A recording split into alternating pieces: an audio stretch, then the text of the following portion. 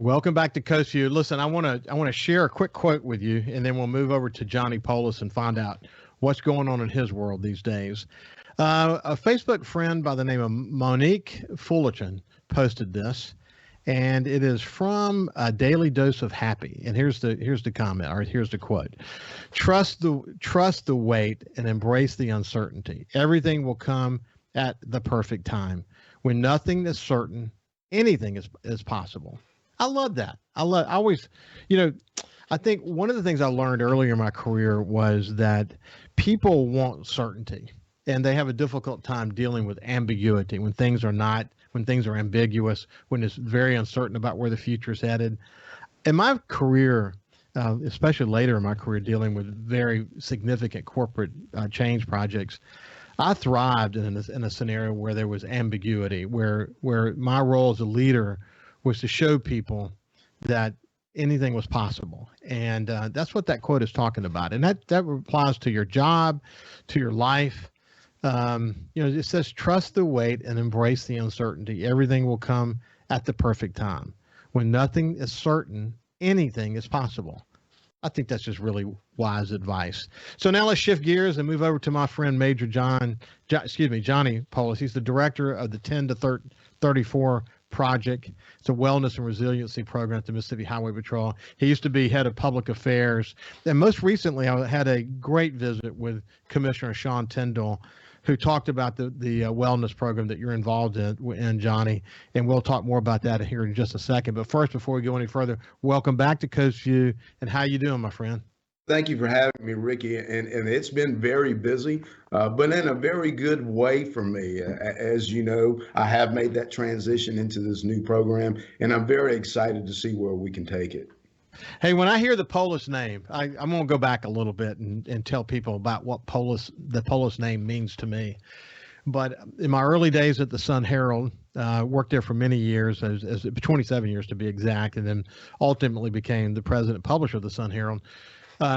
We actually contracted with Poulos Tire to do the work on our fleet. So, the trucks that delivered to your homes and the cars that district managers and circulation and others had, Poulos Tire always did work for us. And I got to know the Poulos family really well, David Jr. and others there.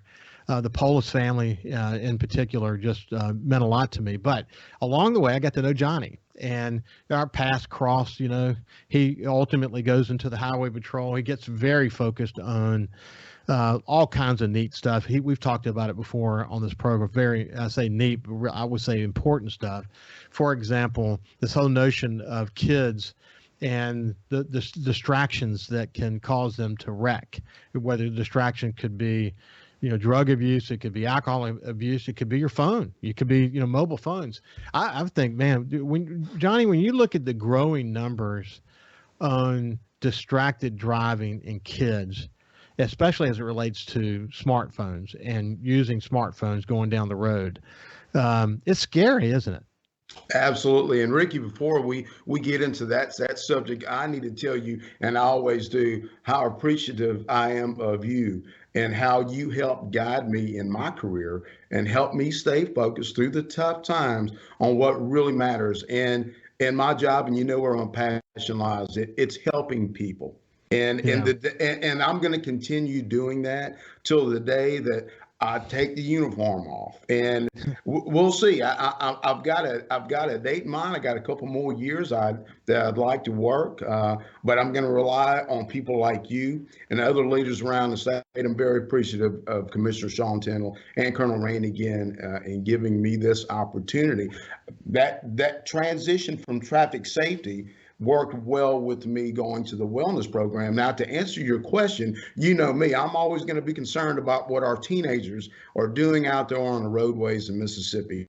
It continues to be an issue with distracted driving. We always say the teenagers get pretty beat up when it comes to texting and driving, but the issue with that is they're so good at it, Ricky. They're so good at it. I mean, they can drive down the road and be hitting buttons on the cell phone and never even look at the phone one time. The problem is they have to read the response. So that will be an ongoing battle with us in the Highway Patrol, law enforcement in general, about just trying to get the message out to people about, hey, look, just focus on making it from point A to point B, and that mission will never stop. It's amazing to me. I'm a big student of digital media. Was a big fan of Steve Jobs and his innovation. To think that the smartphone, that the iPhone was introduced in 2007. I mean, that's after Katrina. Just think about it for a minute, and think about what has happened in terms of putting this tool in everyone's hand. If you study Steve Jobs' goals when he created the iPhone, one of the things that was really important is he wanted it to be incredibly intuitive. In other words, the ability to use your finger and swipe the screen. And they use that, what's called Gorilla Glass. He found that specific kind of glass where it was sensitive to the touch, but also extremely tough. But he said, he wanted kids, maybe even babies, to be able to look at it and intuitively understand what to do. And I tell you what is really interesting, because I have grandkids and I've watched them, you can put an iPad in front of them, and 2-year-old be able to move themselves around on it. I mean, just think of, that's what intuitiveness is. Mm-hmm. We have a 10-month-old. And my watch is to the touch, so you can move from screen to screen and be able to get to places. And I watch my 10-month-old grandson grab my watch and flick it with his finger and move around. Think about it for a minute. But did we ever know that intuitiveness, that capability, that power in people's hands would be a major, major determinant to whether they actually live or not when they're behind the wheel of a car? And I tell you, we're going to get to the wellness and resiliency program here shortly, but you and I should never spend time together and not remind people how deadly distracted driving is, should we? Well, where we started. You and I got together not long after Katrina, and I started bouncing ideas off of you because at that time we were experiencing some really tragic crashes on the coast with teenagers. And it didn't take us long to look at what we had to do with that, again, to put the message out there to save lives. The problem we had back then, Ricky, is the same problem we have today. We take driving for granted. And we give the brain too much credit when it comes to perception and reaction time. Yet we're really good on these devices, especially teenagers. But again, we give the human brain too much credit when it comes to driving. And that's never going to change. The human brain, it is what it is, and that's not going to change. So we have to change our way of thinking when it comes to using these devices. We do. And as parents, we have to just stay focused on reminding our kids every time they're in the car to pay attention to driving. I mean, when you look at some of the statistics about when someone is distracted for even a second, depending on how fast they're going, how quickly things can go to hell in the handbasket. And we see it almost every day across. In fact, we do see it every single day across this state. And it's scary. And it's probably one of the most significant contributors toward crashes these days. Who knew that we would be at this point, at this stage of our history, when you consider the iPhone was just developed in 2007? It's crazy. It's crazy.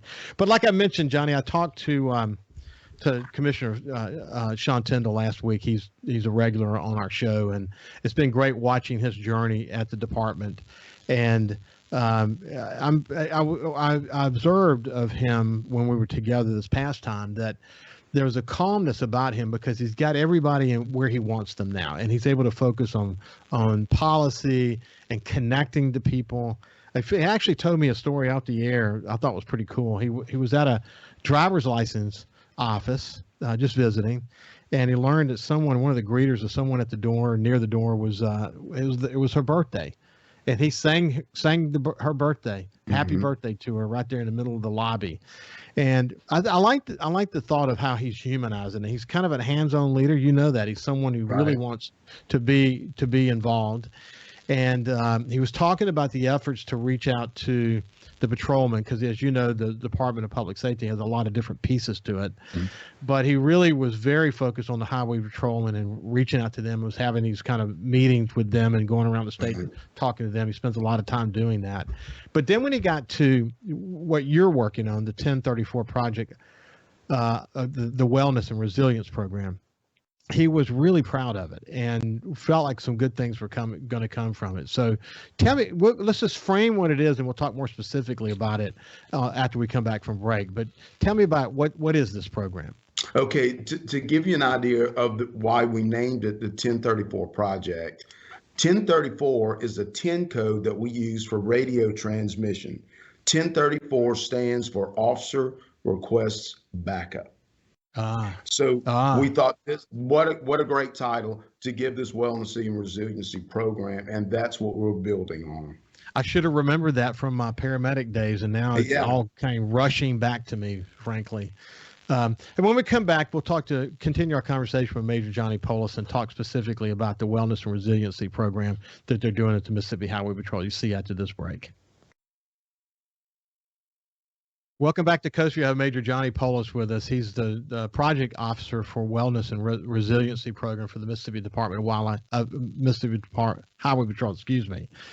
I was in kind of my SuperTalk outdoors mode there for a second. But anyway, Johnny, what's interesting to me is that you and we have such great conversations during the breaks. And one of the things you asked me when we were at break is when you were talking about distracted driving.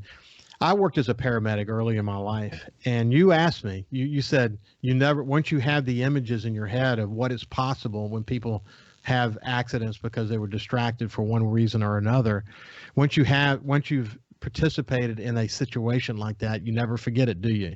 And I said, no, I never forget it.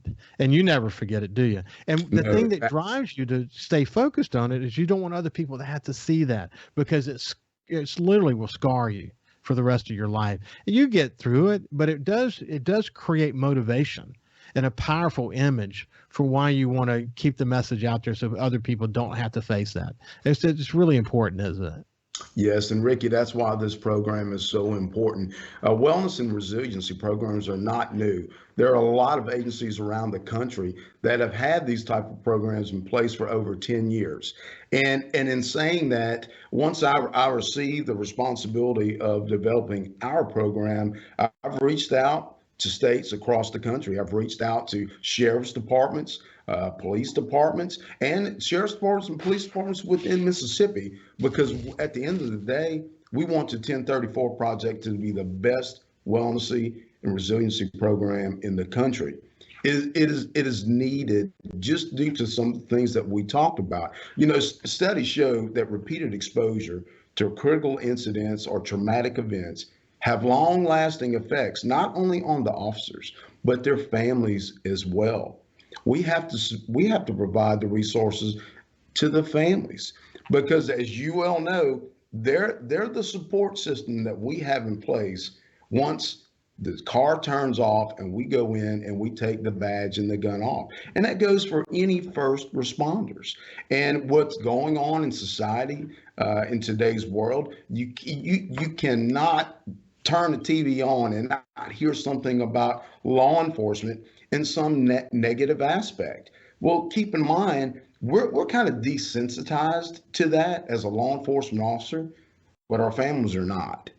And we tend to forget that they go through some of the same things that we go through. So this program is designed not to only provide resources and support for officers, but for their families and their children as well, to help bridge the gaps that we have with our communities. I love the thought of this. And, I talk about resiliency all the time, that as Mississippians, we've faced so many disasters. Katrina obviously was a defining moment for so many people, but then the oil spill and all these other things. That resiliency, to me, and what I came to understand about resiliency, is that you can go through a bad situation, whatever it might be. And in this case, maybe a highway patrolman, or maybe his family as an extension of that highway patrolman, is the ability to bounce back. Right. And so what's embedded in that is, you want to be physically healthy as you possibly can, because if if you're not healthy physically, that can drag you down and cause mental conditions as well. You got to get your head right. You have to have a good understanding of that. If you're holding stuff in, then it can create all kinds of issues for you that you're not even aware of. It happens subconsciously. But what you're trying to do is build a program that makes it so that as many patrolmen and their families as possible, no matter how tough the situation is, that they understand how to look at it, and they understand how to sort of get beyond it so they can bounce back, in this case, be resilient from it, and live a good, happy life and not have the burden of carrying some bad memories around with them. That's what this is about, isn't it? Right. And the first thing we did, it has multiple components in the program. But the first component we started with, Ricky, was a peer support team. We trained 35 state troopers and MBI agents last month, and what their role would consist of. Say, for example, we have an officer-involved shooting. A trooper or multiple troopers are involved in this shooting. These peer support members will respond to that scene, get with that trooper, pull them off to the side, and just say, look, I'm here for you. Does your child need to be picked up from school? Is there anything do I need to go see your parents? Tell me what I can do to provide that support for you right now, because that's what we're here for. We've never had that component in place. That is awesome. And in the little time we have left, what are the second and third components? Okay, so we have a family support group that we're going to implement, to where spouses, significant others have a voice, where we can actually provide resources for them to give them an idea what to look for, because we're kind of hard to figure out, Ricky. We're desensitized, but that doesn't mean our families need to become desensitized. So we'll have the family support group. We'll have financial wellness. We're going to have advisors come in to try to talk to the troopers and help them, guide them through the process of making good financial decisions. As you well know, you don't get into law enforcement for the money. So sometimes we need assistance with making good decisions with that. We have a chaplaincy program that we're going to have in place. They have chaplains across the state to where they can also provide that support if we have, unfortunately, it happens if we have an officer killed in the line of duty. That's pretty traumatic for law enforcement. So we're going to have chaplains across the state to deal with that as well. Well, Johnny, you're the right man for this job. That is for sure. And I appreciate that. One of the things that Sean Tyndall talked about, going back to that financial resiliency, is that in this legislative session, he is really focused on trying to get pay up. He wants it to be really competitive, and he's really focused on it. And by having all the key people in place like you, he can stay focused on those kinds of issues, and I'm thrilled that he is. Anyway, listen, we're out of time, but we're going to come back together again soon and get an update on how the implementation of the program is going. Congratulations, you're the right guy for this job, and good luck to you and your fellow officers as you continue to go forward. Thank you, Ricky, and thank you for the support. You bet, my friend. You bet. We'll see you tomorrow.